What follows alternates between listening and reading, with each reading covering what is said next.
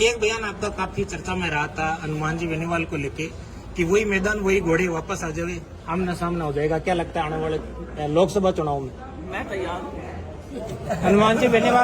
हनुमान जी बेनीवाल और आपको जब भी एक दूसरे पे बयानबाजी का मौका मिलते है तो तीखे शब्द निकलते हैं।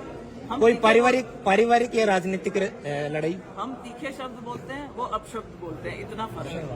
और रही बात पारिवारिक लड़ाई की, तो ये उन्होंने खुद ने एक जगह बोला था कि मेरी एक राजनीतिक परिवार से रंजिश है और मेरे लिए वोट पूरे नहीं पड़ रहे थे, इसलिए मुझे भारतीय जनता पार्टी के साथ में गठबंधन करना पड़ा था ताकि मैं उनको हरा सकूं एक्स्ट्रा वोट लेकर। तो वो ये खुद मानते हैं कि उनके पास में उतनी ताकत नहीं थी कि अगर वो अपनी पार्टी से चुनाव लड़ते तो वो मुझे किसी तरह। राजस्थान की सियासत में एक कहावत आपने भी कई बार की है कि नागौर की राजनीति का ऊंट जिस करवट बैठता है प्रदेश की सियासत उस करवट मुड़ जाती है। अब की बार क्या लग रहा है विधानसभा चुनाव में नागौर की राजनीति का ऊंट कौन सी करवट बैठ रहा है? देखिए, जितने टिकट अभी तक जारी हुए हैं उनको देखते हुए सभी जगह आप माहौल देख रहे हैं कितना भारतीय जनता पार्टी के पक्ष में, और मुझे पूरा विश्वास है कि नागौर ही नहीं पूरे राजस्थान में बीजेपी का जो परचम है वो बहुत मजबूती से लहराएगा। 2023 के अंदर विधानसभा में भारतीय जनता पार्टी की सरकार बनेगी। 2024 में आने वाले समय में केजरीवाल जी के साथ साथ स्थानीय विधायक महेंद्र चौधरी भी आप पर हमलावर है। वो कह रहे हैं कि उन्होंने जीवन कांग्रेस को दिया और अब भाजपा में आए हैं।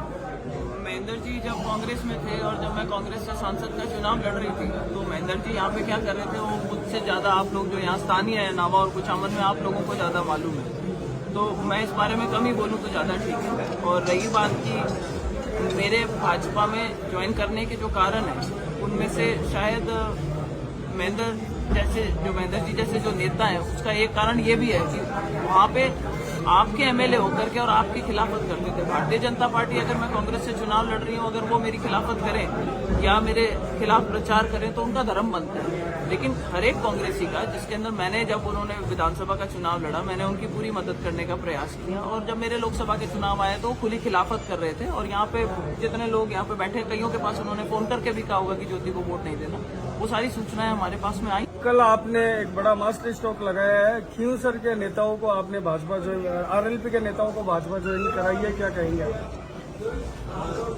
देखिए, बहुत लंबे समय से बात चल रही थी कि खींवसर के अंदर जो है वो आरएलपी का बहुत दबदबा है और वहाँ पर एक तरीके से बड़ा कहते थे कि बड़ा सॉलिड ग्राउंड है आरएलपी का।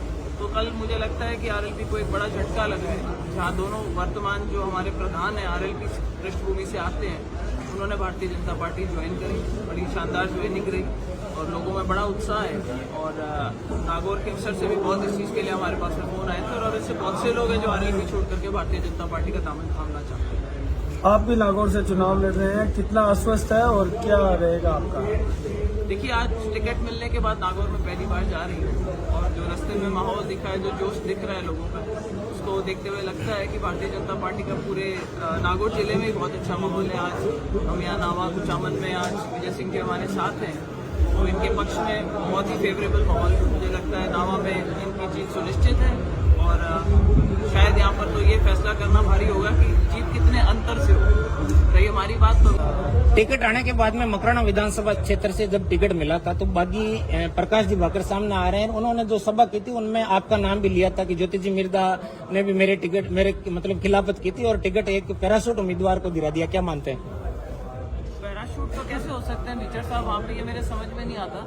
रही बात मेरे टिकट दिलाने नहीं दिलाने की, तो भारतीय जनता पार्टी कोई ऐसी घर की पार्टी नहीं है कि कोई भी किसी को टिकट दिला दे। और आप खुद जानते हैं कि मैंने 2 महीना पहले पार्टी ज्वाइन करी है, तो मैं किसी को टिकट दिलवा सकूं या कटवा सकूं ये तो मुझे नहीं लगता कि इस पार्टी में संभव है। हाँ, इसमें जरूर है कि प्रकाश जी शायद थोड़े से परेशान है, उनको लग रहा था कि उनकी टिकट फाइनल है।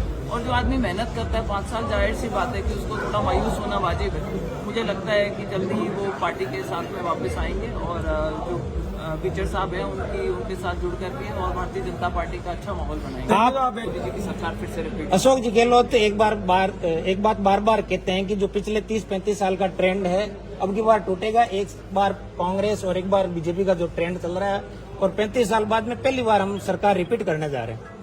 ये तो ऐसा उनका मानना है, लेकिन मुझे तो कहीं ऐसा माहौल दिखता नहीं कि सरकार रिपीट होने की कगार पे। उनके खुद के सर्वे बताते हैं कि वो 60 से नीचे सीटें आ रही है।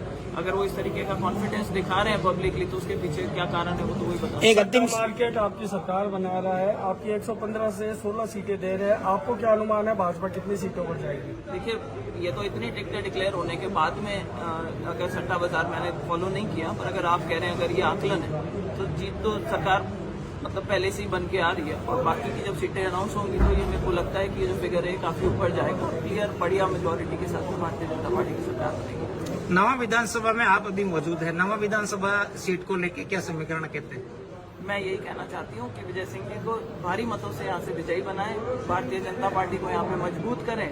और मुझे ऐसा लगता है कि ये एक ऐसी सीट है जहाँ लोगों का जिस तरीके का उत्साह देखने को मिल रहा है, ऐसा नहीं हो कि पूरे राजस्थान में ये सीट रिकॉर्ड बनाती नजर आए। नवा के बारे में और विजय सिंह जी के बारे में एक बात कही जाती है कि नागौर में सबसे कम खर्चे वाला चुनाव नवा का होता है।